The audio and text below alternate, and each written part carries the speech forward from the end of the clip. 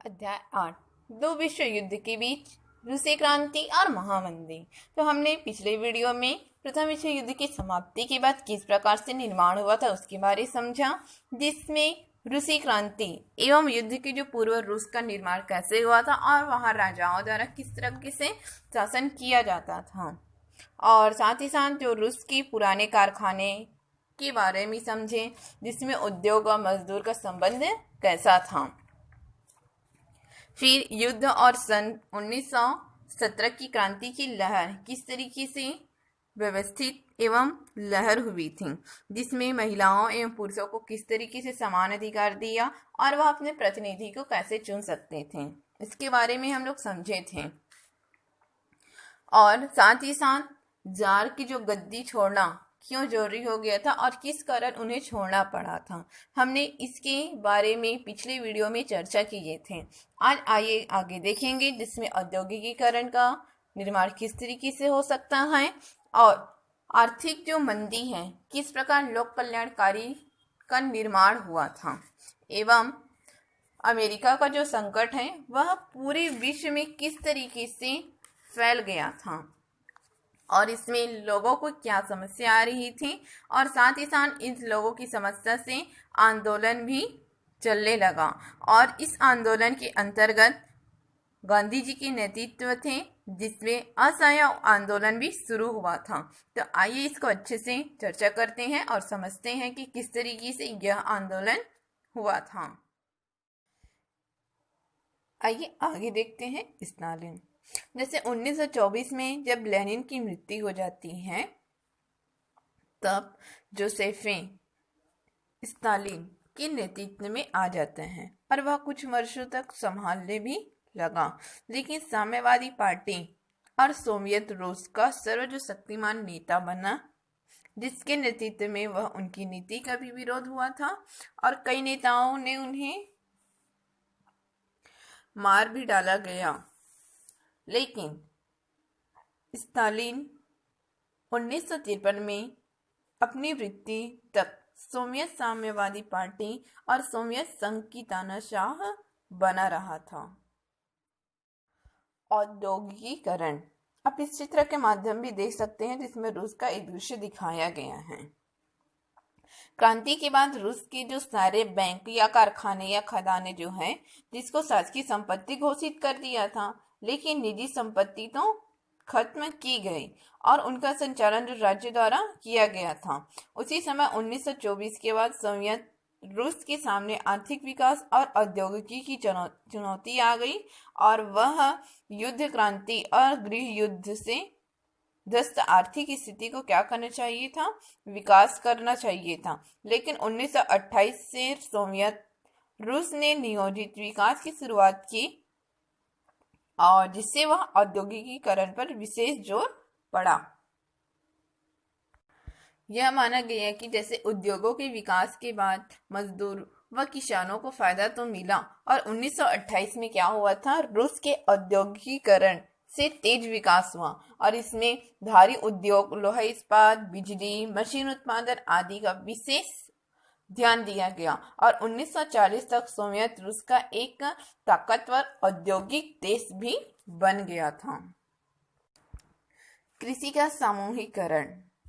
जब 1917 के बाद भूस्वामियों की जो जमीन है किसानों के बीच क्या हो गई, वितरित कर दिए, लेकिन अधिकांश कृषक मध्यम दर्जे से किसान बन गए थे और उन्हें कुछ बड़े किसान भी थे जो, लेकिन खेती के तरीके अभी भी पारंपरिक रूप से उत्पादन कम था। वह इसके अंतर्गत स्टालिन ने कृषि क्षेत्र पर भारी बदलाव लाने की सोची और उनका कहना था कि वे अपने अपने खेतों को मिलकर क्या करना चाहिए, मिलकर विशाल सामूहिक फॉर्म बनाएं। और इससे के तहत किसानों ने कहा कि वे अपने अपने खेतों को मिलाकर विशाल भूमि बनाना चाहते हैं, जिससे बड़े पैमाने पर खेती की जा सके और खेतों में मशीनों व अन्य सुविधाएं जो तरीके हैं उनका उपयोग भी किया जा सकता है। और जैसे अधिकांश छोटे एवं मध्य किसान जो हैं मध्यम किसान इसके लिए यह तैयार हुआ कि मगर ज्यादातर बड़े किसान और कुछ मध्यम किसानों ने इनका विरोध भी किया था, वह इनके समर्थन में नहीं थे। विरोध करने वालों ने जोर जबरदस्ती की, लेकिन वे लाखों की संख्या में गिरफ्तार भी किए और काला पानी भेज दिए गए। और इस जोर जबरदस्ती के कारण ही वह वर्ष कुछ कृषि से संकट से ग्रसित रहे एवं संकट का सामना करना पड़े। लेकिन इनका परिणाम यह हुआ कि 1932 और 34 के बीच भीषण अकाल पड़ा और लाखों लोग भुखमरी के कारण भी मर गए। और 1936 में ही कृषि सामूहिकरण का पूरा हुआ और रूस ने निजी खेती लगभग समाप्त कर दी और 1937 के बाद कृषि में तेजी से विकास भी हुआ था और इसका उपयोग औद्योगिकीकरण का फायदा उठाते हुए वह अपनी उत्पादकता को तेजी से बढ़ा भी सका था। भीषण आर्थिक मंदी और कल्याणकारी सरकार। जब प्रथम विश्व युद्ध की समाप्ति हुई थी तो ऐसा माना जाता था कि सभी देशों में आर्थिक विकास होगा, लेकिन 1919 के बाद ऐसा भी हुआ कि 1923 तक कुछ रुक सा गया था और 1923 में कुछ कम होने लगा। इस प्रकार 1929 में पूरी पूंजीवादी दुनिया जो है भीषण आर्थिक मंदी आने लगी और 1933 तक यह चली, लगभग 40 साल तक यह बनी रही। जैसे कि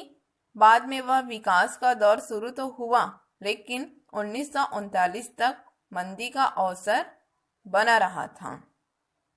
आर्थिक मंदी मतलब जैसे पूंजीवादी अर्थव्यवस्था में हमेशा एक जैसा विकास नहीं हो पाता, उसमें जैसे लगातार क्या होता है, तेजी या मंदी, कभी तेज हो जाता है, कभी इसकी गति मंद हो जाती है और एक दौर के बाद आते आते क्या हो जाते हैं, उसमें परिवर्तन हो जाते हैं। लेकिन तेजी के समय पूंजी निवेश बढ़ता है और उत्पादन भी बढ़ेगा, जिससे मजदूरों को काम और वेतन भी अधिक मिलेगा। इस कारण वे अधिक चीज खरीद पाएंगे और चीजों की मांग एवं कीमत भी बढ़ती जा रही है। इस कारण आर्थिक पूंजी निवेश होता है और इस तरह तेजी के जो चक्र है वह चलते रहता है। जैसा कि 1925 में क्या हुआ था, अमेरिका में मंदी आ चुकी थी, लेकिन जब प्रथम विश्व युद्ध के समय जब यूरोप में कृषि प्रभावित हुई तो उसमें किसानों का उत्पादन बढ़ा, जिसके लिए वह बैंकों में बहुत उधार भी ले रखे थे। लेकिन युद्ध की समाप्ति के बाद यूरोप में कृषि फिर क्या हो गई थी, सामान्य रूप से स्थापित ही हो गई, लेकिन उसने अमेरिका से अनाज खरीदना कम कर दिया और इस कारण अमेरिका में कृषि उपज की कीमतें घटने लगी और इससे जो किसान थे वह परेशान होने लगे और वे बैंकों की किस्त नहीं चुका पा रहे थे। इस तरीके से भीषण मंदी की शुरुआत भी हो गई। इनका शुरुआत जो है 29 अक्टूबर 1929 में अमेरिकी शेयर बाजार की गिरावट के कारण हुआ। शेयर बाजार में जो विभिन्न कंपनी और हिस्सेदारी थे वह खरीदे बेचे जाने लगे, जिसका असर मुनाफा कम हुआ और हानि अत्यधिक होने लगी। लोग इसके हिस्से खरीदेंगे या उनका दाम बढ़ा लेंगे या बहुत संकट उत्पन्न हो रही थी और घाटे में भी बहुत नुकसान हो रहा था। इस प्रकार 1929 में अमेरिका निवेश ने पाया कि कोई कंपनी मुनाफा नहीं कमा रही है और ये सभी घाटे में चल रही हैं। इसका कारण यह माना जाता है कि 1925 से 1929 तक जब तेजी से विकसित हुई तो किसानों की उपज कीमत एवं मजदूर वेतन भी नहीं बढ़ा, लेकिन पूंजीपति को मुनाफा अत्यधिक मात्रा में हुआ था। इस कारण जो जन सामान्य जो थे वह खरीदने की क्षमता कम थी, मगर उत्पादन जो है वो बढ़ा। इसका नतीजा यह माना जा सकता है कि माल गोदामों में बंद थे, लेकिन माल न बिकने के कारण कीमत में 22 या 33% गिरावट आई और इसको देखते हुए उद्योगपति का उत्पादन कम करने लगे, जिस कारण मजदूरों को क्या कर दिए, छांटने भी लगे थे और लगभग 27% ही मजदूर बेरोजगार हो गए थे। क्या था उनका कारण कि कारखानों में कच्चे माल की मांग कम होने लगी और मजदूर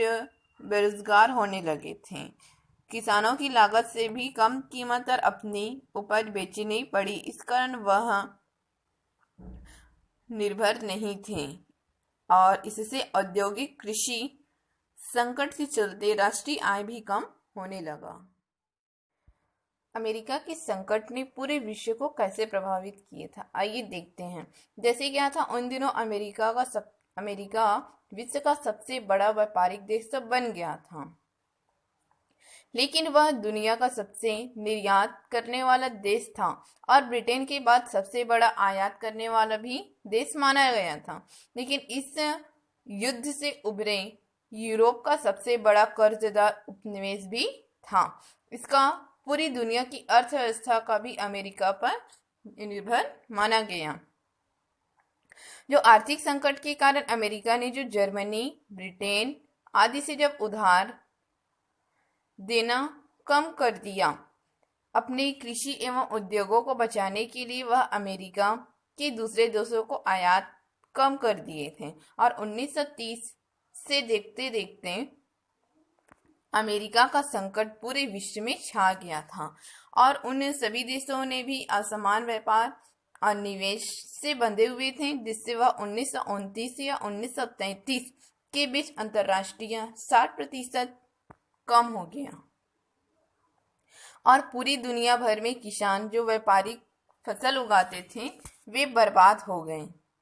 और उनकी उपज के लिए कोई खरीदार नहीं रहे और अमेरिका में अन्य कई देशों ने किसान अपनी जमीन बेचकर शहरों की तरफ कुछ करने लगे थे, लेकिन शहर ने भी कोई काम नहीं किया। इस प्रकार ब्रिटेन में 23% लोग बेरोजगार थे, जबकि जर्मनी में 44% लोग के पास काम नहीं था। लोगों के आंदोलन और शासन की व्यवस्था या पहल, आइए देखते हैं, जिसमें 1929 की भीषण मंदी के कारण जगह जगह लोग क्या आंदोलन करना शुरू कर दिए थे। इससे पूंजी की अर्थव्यवस्था बिगड़ने भी लगी। भारत जैसे उपनिवेश भी सरकार है जो राष्ट्रवादी आंदोलन से बढ़ गया और इसी समय महात्मा गांधी के नेतृत्व में भी व्यापक असहयोग आंदोलन भी शुरू हो रहा था। लेकिन ऐसे आंदोलन के कारण सरकार में अर्थशास्त्रियों ने जो पुराने सिद्धांतों की जगह क्या चाहते थे, वे नए सिद्धांत विकसित करना चाहते थे और उनका मानना यह भी था कि सरकार की जो अर्थव्यवस्था है वह बदलनी चाहिए और उसे नियंत्रित कर बाजार में क्या करना चाहिए, छोड़ देना चाहिए। और अब सभी ने यह स्वीकार भी करने लगे कि सरकार के जो हस्तक्षेप करना चाहिए और अपने देश को उद्योग और कृषि के हितों की रक्षा के लिए हमें विदेशों से आयात को नियंत्रित करना चाहिए और जरूरत पड़ने पर किसानों के अनुदान कर मजदूरों और रोजगारों की व्यवस्था भी करनी चाहिए। लोक कल्याणकारी जो योजनाओं पर खर्च करना चाहते थे और इनके लिए वह सबको रोजगार उपलब्ध हो और इससे बाजार की जो चीजें हैं खरीदने की क्षमता भी रहे, जिससे वह इस प्रकार राज्य द्वारा उत्पन्न मांग की आर्थिक स्थिति को भी सुधारा जा सके। लेकिन उसी समय फ्रैंकलिन रूजवेल्ट ने 1933 में अमेरिका का नया राष्ट्रपति बना था और उसने न्यू डील की घोषणा की, जिसमें आर्थिक मंदी से जो ग्रसित लोग थे उन्हें राहत एवं सुधार की आवश्यकता थी और आर्थिक स्थिति सुधारने का भी वह वचन दिए थे, जिसका वास्तविक असर यह हुआ कि द्वितीय विश्व युद्ध आरंभ होने के साथ 1939 के बाद जब आया तब सरकार के भी युद्ध बनने लगे और सेना की जिम्मेदारी आई। इससे कारखाने में उत्पादन भी बढ़ा और कृषि की सामग्री की भी मांग बढ़ रही थी। इस दौरान अमेरिका में सामाजिक सुधार आंदोलन जो है योजना लागू की और जिसके अंतर्गत सभी सेवानिवृत्त वृद्धों के लिए एक पेंशन योजना बनाई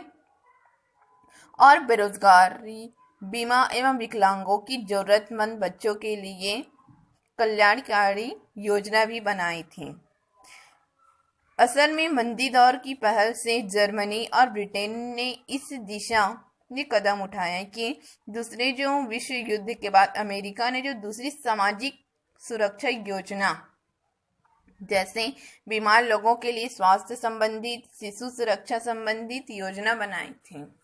और यह एक लोक कल्याणकारी राज्य की अवधारणा भी आधारित किया, जिसमें राज्य के सभी नागरिकों को एक अच्छे जीवन जीने का आश्वासन भी